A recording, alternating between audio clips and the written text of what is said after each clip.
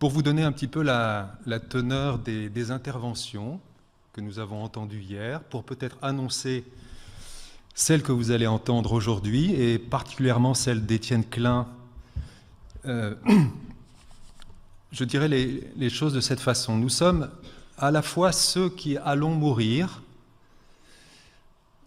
nous allons tous mourir, et en même temps nous sommes aussi ceux qui pensons que nous n'allons pas mourir. C'est le propre. Alors, qu'est-ce qui ne va pas mourir? C'est l'âme, c'est la mémoire de notre nom, ce sont nos œuvres, c'est ce dont se souviendront ceux qui nous survivront. C'est le propre d'Homo sapiens sapiens, cette espèce de mammifère de l'ordre des primates, que d'avoir le premier compris qu'il allait mourir et d'avoir imaginé des stratégies, des contournements de cet événement. Et la mort est probablement le ferment qui a permis la réflexion, la philosophie, la théologie, les eschatologies, cette capacité de nous projeter au-delà des murs, au-delà de tous les obstacles. La manière dont nous acceptons ou nous n'acceptons pas le verdict, ou nous le contournons, c'est au fond un curseur, c'est un doute qui se promène comme ça, d'une certitude à une angoisse. On peut, comme le faisait Paul Venn à propos des Grecs, se demander de quelle manière les Grecs avaient accepté les mythes que nous connaissons aujourd'hui. Les mythes, les Grecs croyaient-ils à leurs mythes? Vous vous souvenez de ce livre, probablement. Mais un Égyptien, en imaginant son corps momifié, ce corps destiné à ce voyage dans l'au-delà, est-ce que l'Égyptien croyait absolument à ce qui lui était proposé? Au fond, il est clair qu'il y a en nous un dialogue, ou peut-être un conflit, entre ce qui va mourir et ce qui ne meurt pas. Nous savons que nous sommes mortels et nous croyons que nous sommes immortels. Et je pense que c'est ici que se rencontrent un petit peu toutes les contributions, avec cette particularité que dans la modernité, nous sommes à peu près convaincus qu'avec le progrès, avec le transhumanisme qui ouvre vers de nouveaux territoires, nous sommes à peu près convaincus que nous allons, nous, mortels, sans le recours des dieux, trouver les solutions. Nous allons échapper à la mort. Alors, si c'est vraiment l'hypothèse, à quoi bon se préoccuper de la mort? Pourquoi faire des deuils si longs si la mort est demain, si la mort a disparu demain de l'horizon? La modernité, je pense, on a parlé hier de la façon dont la mort disparaissait de nos horizons.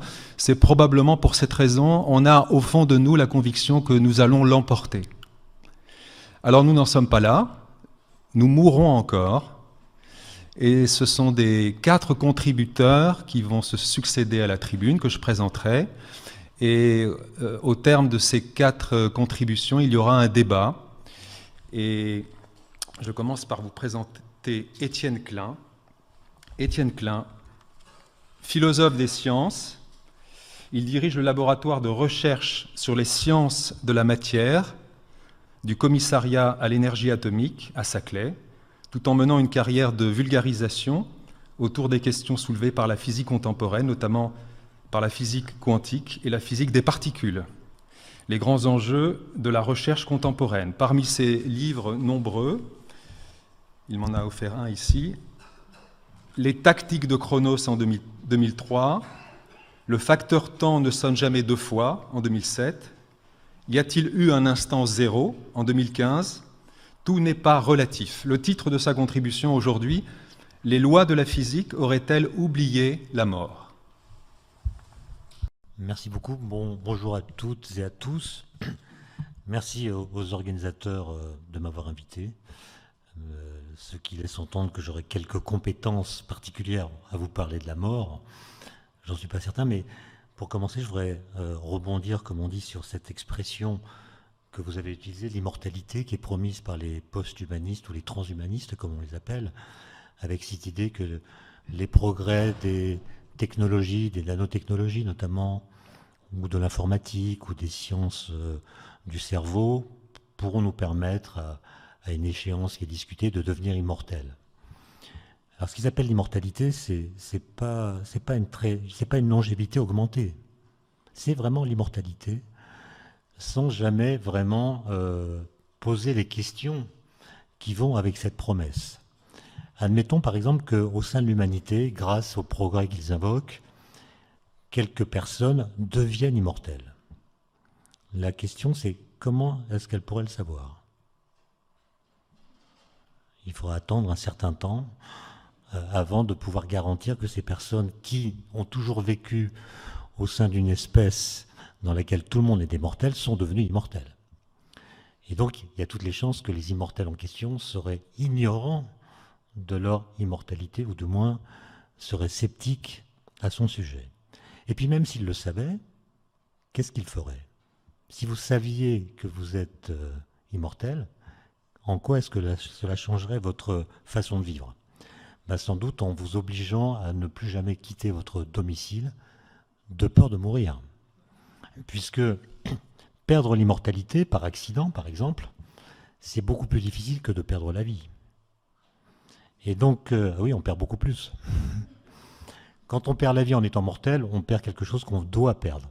Quand on perd la vie, quand on est immortel, c'est quand même beaucoup plus difficile à accepter, si tant est qu'on éprouve quelques goûts à être immortel. Alors, c'est pas le sujet. Le sujet, c'est, comme vous l'avez dit, est-ce que la physique, par ses lois, n'aurait pas oublié la mort? Alors, je vais commencer par quelques banalités qui sans doute ont été dites par d'autres ici hier, tant elles s'imposent quand on évoque la mort. Mais la première chose, c'est que la mort est quelque chose d'invivable, au sens où nous ne pouvons pas éprouver l'instant de notre mort. La mort n'est jamais un présent.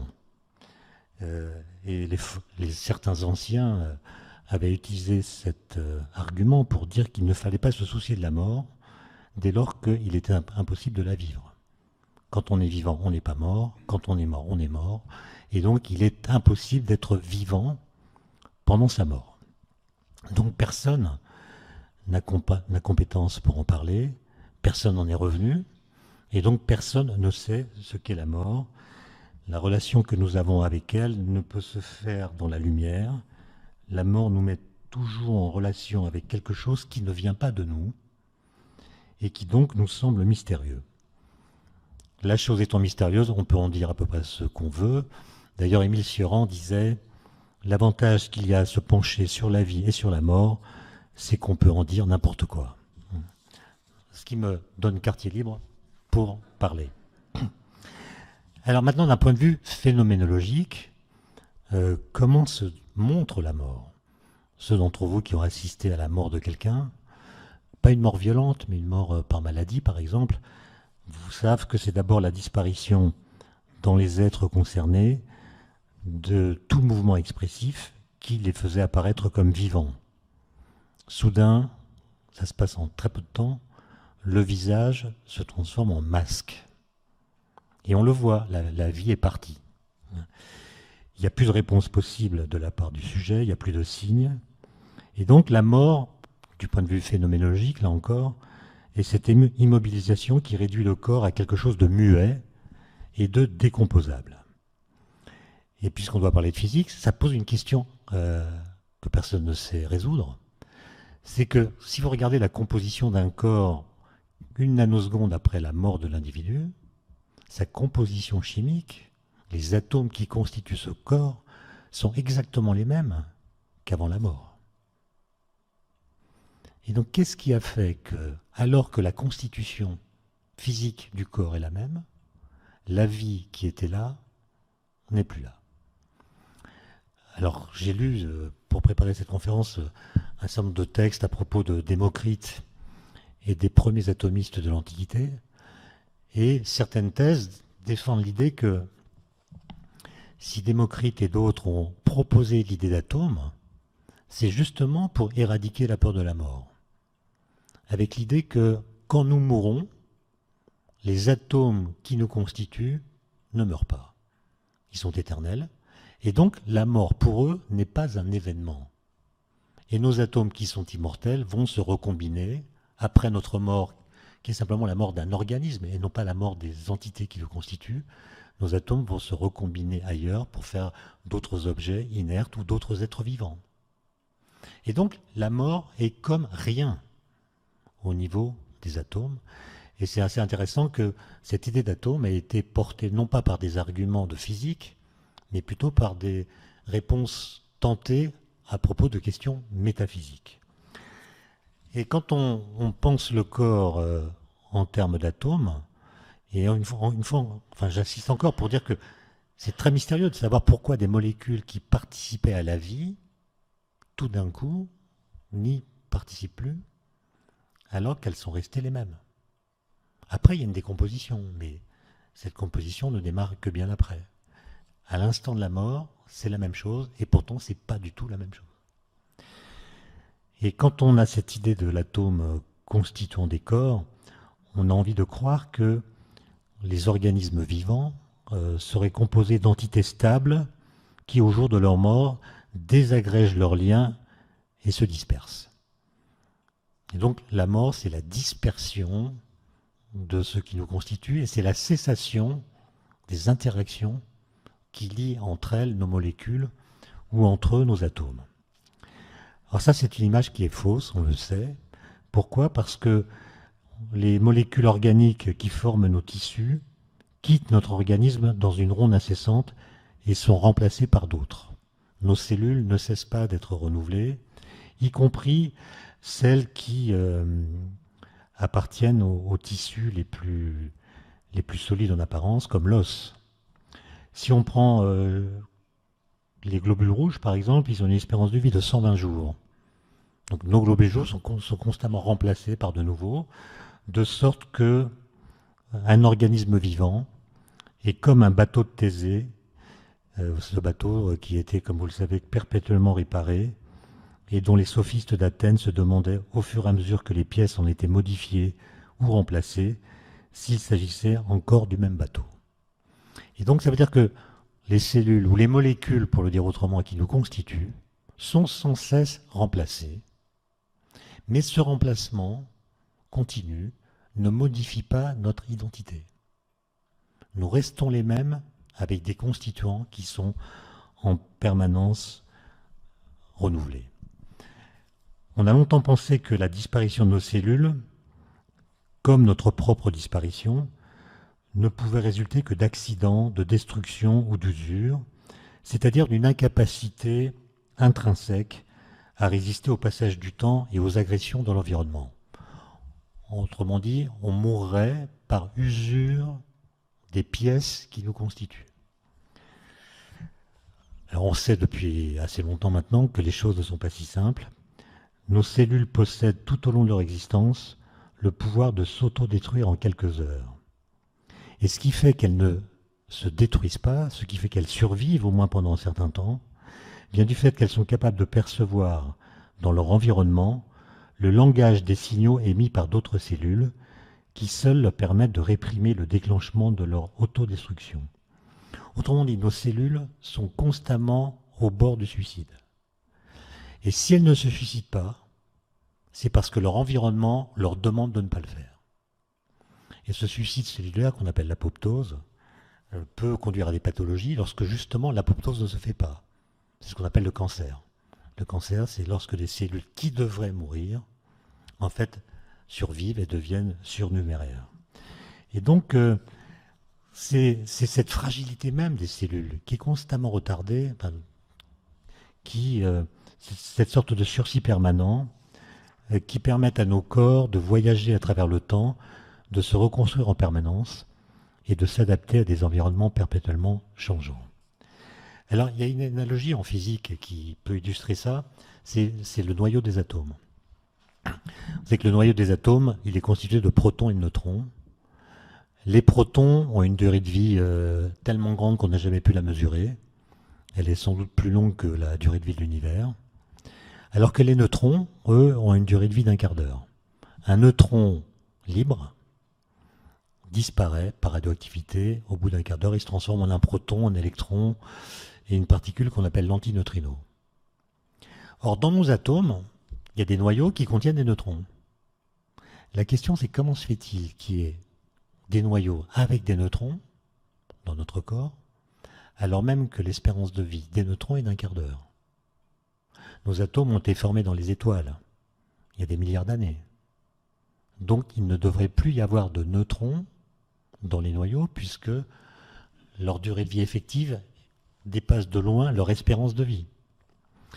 Et ça, c'était un problème en physique pendant très longtemps, jusqu'à ce qu'on comprenne qu'en fait, les neutrons sont toujours là parce qu'en fait, ils sont éternels à temps partiel. C'est-à-dire que dans le noyau, il y a des interactions nucléaires entre protons et neutrons, et certaines de ces interactions transforment les protons en neutrons et les neutrons en protons, à un rythme qui peut être très élevé par l'échange de particules qu'on appelle des pions. C'est-à-dire que les neutrons, avant même qu'ils aient temps de disparaître, se transforment en protons, qui a une durée de vie infinie ou très grande, de sorte qu'ils deviennent immortels. Et puis ils redeviennent des neutrons, mais ils n'ont pas le temps de se désintégrer. À nouveau, ils vont se retransformer en protons, et ils sont donc, comme je le disais, éternels ou immortels à temps partiel, c'est-à-dire immortels. Si vous êtes immortel à temps partiel, vous êtes immortel. À condition évidemment que la durée pendant laquelle vous êtes mortel n'excède pas votre espérance de vie. Et donc, il y a là quelque chose qui montre qu'on peut être stable tout en étant formé d'entités instables. Et donc, est-ce que la mort est quelque chose dont la science puisse parler ? Il y a deux biologistes qui s'appellent André Klarsfeld et Frédéric Réval qui ont écrit il y a quelques années un livre intitulé « La biologie de la mort ». Et ce qu'ils montrent, c'est que la mort est un problème scientifiquement non résolu. Personne ne sait dire pourquoi nous mourrons. On sait dire comment nous mourrons. Le sens commun dit que nous mourrons parce que l'on s'use. Mais c'est pas ça. On dit par exemple qu'on va mourir de maladie. Oui, une maladie peut tuer. Le vieillissement s'accompagne d'une augmentation de la probabilité d'être malade. Mais mourir parce qu'on est malade, c'est pas la même chose que de mourir du fait d'être susceptible d'être malade. Et donc la mort n'est pas expliquée en biologie parce que ce qui est en partie expliqué, c'est le vieillissement. Mais c'est pas, encore une fois, le vieillissement qui nous tue, c'est autre chose. Et cette autre chose, c'est la cassure des liaisons dont j'ai parlé, qui fait qu'un corps qui était constitué d'atomes inertes, fabriquant de la vie, devient un corps inerte, constitué d'atomes inertes, qui ne fabriquent plus de vie. Bon. Et donc, il y a toutes sortes de questions là que je ne vais pas traiter parce que je ne suis pas biologiste, pour en revenir plutôt à la physique. Spinoza expliquait que dans tout exercice de l'intelligence, il y a un effort pour contester ou défier le passage du temps. Spinoza écrit « Il est de la nature de la raison de percevoir les choses sous une certaine espèce d'éternité. » Fin de citation. Ce qui veut dire que pour lui, l'intelligible et l'éternel semblent devoir toujours être associés l'un à l'autre. Et vous savez que c'est dans l'art que cette association, dans un premier temps, elle a été la plus féconde. Il fut un temps où toute perfection d'ordre esthétique devait se lier à l'éternité par quelques rapports nécessaires. Platon dit par exemple qu'il y a un rapport immédiat, il y a un lien entre le vrai, qui est éternel, et le beau. Le vrai et le beau s'associent. Ce que nous pouvons comprendre nous renseigne sur la nature de l'éternité. Et il se trouve que la science, dans un premier temps, avant de devenir ce qu'on appelle la science moderne, elle a tenté, dans ce domaine, d'imiter l'art. Elle a voulu associer perfection et inaltérabilité. est parfait ce qui ne s'abîme jamais. Et alors d'où provient cette confusion? Ou plutôt cet amalgame? Galilée, qui a inventé lui la physique qu'on appelle moderne, a expliqué cet amalgame qu'il a critiqué par la suite en disant ceci. Cet amalgame, ce goût pour l'inaltérabilité, dit-il, vient tout simplement de notre hantise de la mort. Et alors comment est-ce qu'il a eu cette idée? Eh bien après qu'il ait pointé sa lunette sur la Lune, pendant l'hiver 1609-1610, vous savez qu'il a vu qu'à la surface de la Lune, il y avait des ombres créées par des infractuosités dont il a pensé qu'elles étaient des montagnes. Et il a vu que ces ombres se déplaçaient au cours du temps exactement comme les ombres qu'on voit sur la Terre et qui sont produites par les montagnes. Alors qu'à l'époque, tout le monde pensait qu'il y avait deux sortes de mondes. Il y avait un monde qu'on appelait le monde sublunaire, jusqu'à la Lune, composé des 4 éléments. Ce monde était corruptible. Donc les 4 éléments, c'est l'eau, la terre, l'air et le feu. Et puis au-delà de la Lune, il y avait le monde supralunaire qui commençait, qui était lui formé de la 5e essence, la quintessence, et qui lui était parfait et inaltérable. Mais dans son cahier d'expérience, Galilée écrit « J'ai vu que la Lune était terreuse. La Lune est comme la Terre, puisqu'il y a des montagnes, il y a des ombres. C'est exactement comme la Terre. Et donc il n'y a qu'un seul univers. La séparation qu'Aristote avait proposée entre les deux univers dont j'ai parlé disparaît d'un seul coup. Il n'y a plus qu'un seul univers, et il est partout corruptible. Et donc on a eu tort, dit-il, d'associer perfection et incorruptibilité. Il écrit ceci. Ceux-là qui exaltent si bien l'incorruptibilité et l'inaltérabilité, je crois qu'ils en viennent à dire ces choses à cause de leur grand désir de beaucoup survivre et de la peur qu'ils ont de la mort. Et il est hors de doute que la terre est bien plus parfaite, étant comme elle l'est, altérable et changeante, que si elle était une masse de pierre et même un diamant très dur et impassible. Et donc ce qu'il dit, c'est que on s'est trompé en associant trop directement le temps qui passe et la mort. Peut-être que la mort n'a rien à voir avec le temps qui passe. Simplement, notre pensée de la mort habille le temps. C'est même peut-être le vêtement principal du temps qui détermine notre rapport au temps. Autrement dit, c'est la pensée de la mort qui structure notre relation au temps, beaucoup plus que le temps même. Autrement dit, nous pensons le temps à partir de la mort, alors que, dit Galilée, nous devons penser la mort à partir du temps. Alors, l'affaire est en fait plus compliquée que ça, évidemment, parce que le temps, comme vous l'avez dit, semble être à la fois ce qui fait durer les choses et aussi ce qui fait que rien ne demeure définitivement. Nous durons, puis un jour nous cessons de durer. Et donc toute mort renvoie au phénomène de la fin, quelque chose se termine, mais aussi à la fin du phénomène, au sens où on ne sait pas ce qui se passe après elle. Elle conjugue donc deux ambiguïtés, celle du néant et celle de l'inconnu. De là son mystère. Nous comprenons la corruption, la transformation, la dissolution. Nous comprenons le changement, même si c'est difficile, j'y reviendrai peut-être. Nous saisissons que quelque chose peut subsister quand les formes passent, mais la mort tranche sur tout cela, qui demeure réfractaire à la pensée, à la science et au discours. Pourquoi? Parce que nous sommes incapables de penser le néant. Comme le disait Bergson, le néant ou l'idée de néant est une idée qui est destructrice d'elle-même. Autrement dit, on ne peut penser le néant et le concevoir que si on n'y pense pas. Puisque dès qu'on pense le néant, par tous les stratagèmes qu'on peut imaginer, on en fait immédiatement quelque chose qu'il ne peut pas être. On va lui attribuer une substantialité, une spatialité, peut-être une forme. On va le faire être on va le faire exister d'une certaine façon, ce qui contredit l'idée même de néant.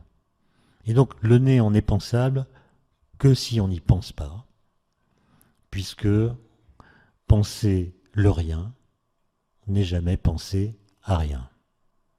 Et c'est ça qui rend la mort impensable, si on l'assimile au néant. Et donc on ne peut la penser que si on la distingue du néant, c'est-à-dire si on imagine qu'elle se produit dans un contexte qui, lui, ne meurt pas. Par exemple, quand je meurs, mes atomes ne meurent pas. Ils ne meurent pas parce qu'ils n'ont jamais été vivants. Ils vont se recombiner ailleurs, mais il y a quelque chose qui perdure. Et on ne peut penser la mort qu'en imaginant que quelque chose autour de cette mort ou avec cette mort ne disparaît pas. De même qu'on ne peut penser l'origine de l'univers qu'en imaginant qu'avant l'univers, il y avait quelque chose qui a pu créer l'univers. Pour la même raison, on ne peut pas penser le néant. Penser l'origine de l'univers, c'est penser comment l'absence de toute chose, c'est-à-dire le néant, est devenu quelque chose. Et à chaque fois qu'on raconte l'origine de l'univers, on prononce des phrases qui contredisent l'idée même d'une origine de l'univers. On dit par exemple, à l'origine de l'univers, il y avait, je sais pas, le vide quantique, ou une collision de trous noirs, ou Dieu, ou des lois physiques, peu importe. Ces phrases-là contredisent l'idée même que l'univers a une origine. Parce que ou bien la chose qu'on met en amont de toutes les autres a toujours été là, ce qui veut dire qu'il y a toujours eu quelque chose, donc l'univers n'a pas d'origine, ou bien cette chose qu'on met en avant est elle-même l'effet d'une cause antérieure qui l'a produite, et c'est pas l'origine. Donc à chaque fois qu'on nomme l'origine de l'univers, on dit quelque chose qui contredit l'idée que l'univers a une origine. Et pour la mort, c'est la même chose. Si on dit la mort, c'est la chute dans le néant, on dit quelque chose que nous ne pouvons pas penser. Et donc on est obligé d'imaginer que autre chose se prolonge. Alors la physique, maintenant, pour revenir à elle, la physique, c'est, pour le dire de façon sommaire, c'est une sorte de législation invariable des métamorphoses. Autrement dit, la physique est une discipline qui est capable d'expliquer le changement, par exemple l'évolution de l'univers, à partir de lois qui, elles, ne changent pas au cours du temps. Et alors, si les lois changeaient, on ne pourrait pas faire de physique. Si les lois changeaient tout le temps, on ne pourrait pas les utiliser pour décrire le passé, par exemple. Ou pour décrire les objets qui sont loin de nous, qui nous envoient de la lumière met un certain temps pour nous parvenir. Et si les lois physiques avaient changé entre le moment où nous recevons cette lumière et le moment où cette lumière avait été émise, on ne pourrait pas comprendre la structure de cette lumière. Et donc le fait que les étoiles qui envoient de la lumière dans le passé, cette lumière nous arrive, et nous comprenons ce qui se passe avec nos lois physiques d'aujourd'hui. Ce qui démontre que les lois physiques du passé étaient les mêmes que celles d'aujourd'hui. Et donc, on a du mal, dans un tel contexte, à partir de lois invariables, de lois qui ne changent pas, de lois qu'on pourrait presque dire éternelles. On a du mal à comprendre un phénomène comme la mort, qui est notre sujet. Alors, est-ce que c'est parce que la physique s'est trop idéalisée ? Elle s'est mise dans des sphères où la mort n'est plus d'actualité, si j'ose dire. Elle décrit une sorte de monde lointain qui ne nous concerne pas. Ou est-ce que ce qu'elle nous enseigne dit des choses que nous devrions davantage méditer ? Il y a un philosophe que j'aime beaucoup, qui s'appelle Georges Canguilhem, qui a été l'élève de Bachelard, qui disait ceci: la maladie et la mort de ces vivants qui ont produit la physique, parfois en risquant leur vie, il pensait à Marie Curie, ne sont pas des problèmes de physique. La maladie et la mort des vivants ne sont pas des problèmes de physique. La maladie et la mort des vivants physiciens et biologistes sont des problèmes de biologie. Donc pour lui, la mort, c'est un problème de biologie, pas de physique. Et on comprend pourquoi il a dit ça. C'est que la physique, elle a limité ses ambitions et borné son domaine. Elle n'étudie la matière que dans ce qu'elle a d'inerte et suppose que tous les objets matériels qu'elle identifie, par exemple les atomes, ne sont pas eux-mêmes vivants, même lorsqu'ils appartiennent à un être vivant. Les atomes d'un corps vivant ne sont pas vivants. Ce qui veut dire que de la matière inerte est capable de fabriquer ou au moins de recevoir la vie. Où qu'il soit, ces atomes sont des entités sans vie, dont seule l'agglomération nombreuse et organisée a pu produire la vie. La vie serait en somme ce qu'on appelle une propriété émergente de la matière inerte. Et ça, c'est pas une hypothèse choquante, hein. Par exemple, les atomes qui constituent la peinture rouge ne sont pas rouges. Ça veut dire qu'un objet macroscopique peut avoir des propriétés que ses constituants n'ont pas. Et on peut imaginer que donc des atomes qui ne possèdent pas de vie fabriquent par leurs interactions un être vivant. Et donc, ça revient à admettre que les lois physiques sont les mêmes dans les organismes vivants que dans les organismes inertes. Donc il y a beaucoup de travaux depuis très longtemps, mais qui sont très actifs aujourd'hui parce que beaucoup de gens regardent les interactions entre la physique et la biologie, qui essaient de comprendre, par exemple, la conscience, ou qui essaient de comprendre la vie. Qu'est-ce qui fait que des atomes, dans certaines conditions, forment un édifice vivant ou un édifice qui a de la conscience? Et le moins qu'on puisse dire est que ça ne converge pas, on n'arrive pas à définir la conscience proprement, pareil pour la vie d'ailleurs. Mais on pourrait se poser la question à l'envers et supposer que toute matière est vivante et essayer de comprendre ensuite pourquoi certains objets ne le sont plus. C'est-à-dire, qu'est-ce qui fait que cette bouteille n'est pas vivante? Si je comprenais pourquoi cette bouteille n'est pas vivante, peut-être que je comprendrais mieux la vie qu'en essayant de comprendre comment des objets non vivants peuvent fabriquer de la vie. C'est une suggestion. Hein. Alors, pour finir, parce que j'ai plus que 5 minutes, on pourrait dire, mais finalement, même en physique, on voit des processus qui montrent une certaine usure. Par exemple, la radioactivité.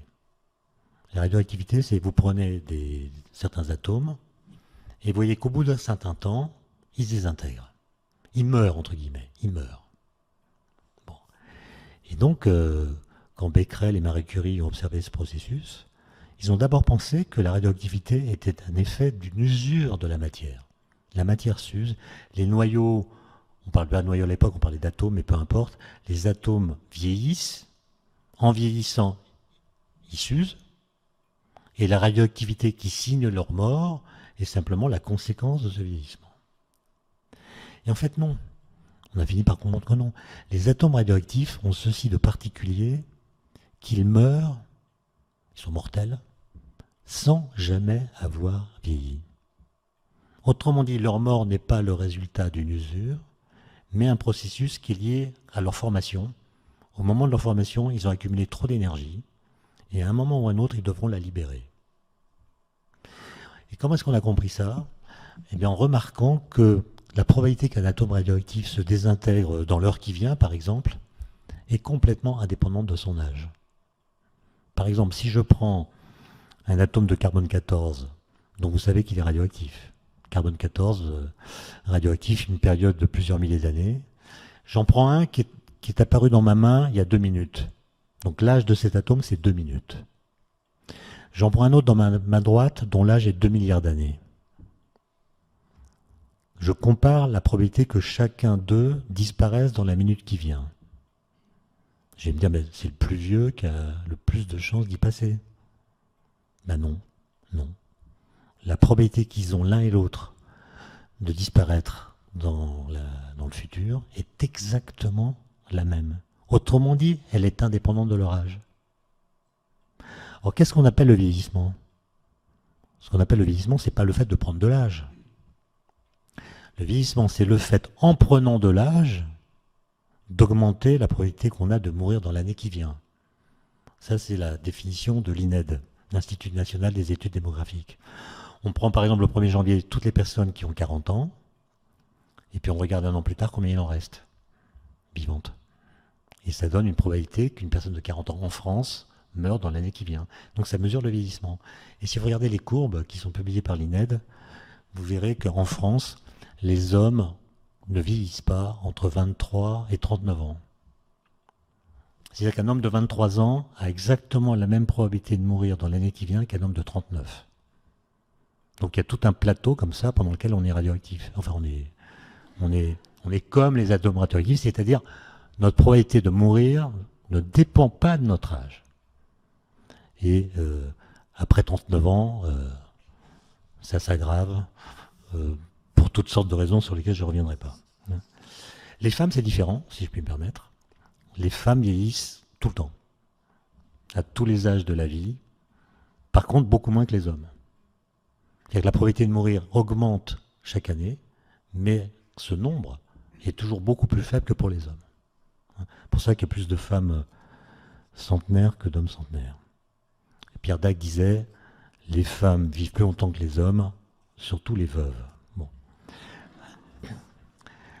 Alors, pour finir, pourquoi est-ce que la physique échoue à rendre compte de la mort? Simplement parce que il y a plusieurs raisons, mais la principale, c'est qu'elle s'appuie sur le principe d'inertie. Le principe d'inertie qui dit que le mouvement d'un corps se prolonge indéfiniment si le corps ne subit aucune force. Et donc, c'est un principe qui met les éléments inertes à l'abri de tous les changements, de toutes les variations d'environnement, de toutes les altérations qu'on peut imaginer. Il y a aussi le fait que les lois physiques sont des lois qui sont réversibles en temps, comme on dit. C'est-à-dire que ce qu'une loi physique permet de faire, elle permet aussi de le défaire. Et donc on ne comprend pas qu'il puisse y avoir des phénomènes aussi irréversibles que la mort. Mais il y a une question de fond sur laquelle je terminerai, c'est, s'agissant d'expliquer la vie, donc la mort, est-ce que les lois physiques suffisent ou pas? Autrement dit, est-ce que la vie est une propriété émergente, comme je l'ai dit, ou est-ce que dans la biologie, il y a des lois, pas forcément connues, qui bénéficieraient d'une sorte d'extraterritorialité par rapport à la physique? Pour le dire encore autrement, est-ce que les lois biologiques sont une expression des lois physiques dans des contextes particuliers?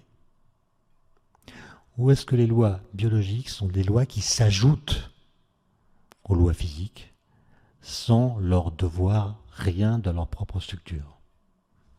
Voilà, ça c'est une question ouverte.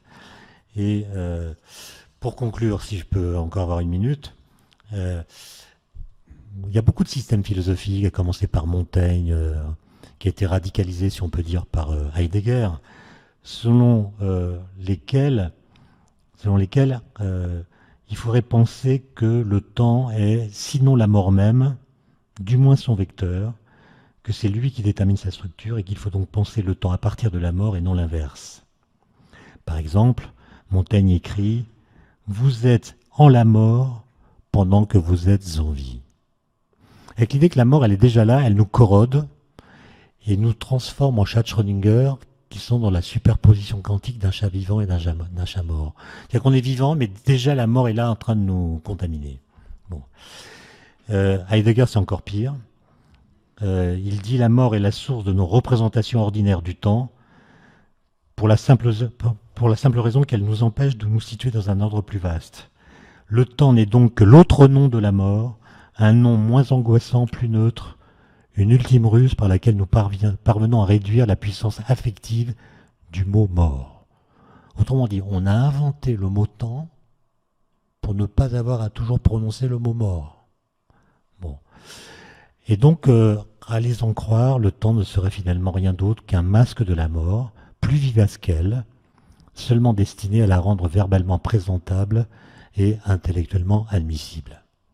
Alors que si vous regardez les équations de la physique, c'est exactement l'opposé qu'il faut considérer. La mort n'est pas en train d'agir dans le présent, la mort est un instant obligatoire du futur. Mais tant qu'elle n'est pas là, elle n'est pas là. Merci pour votre attention.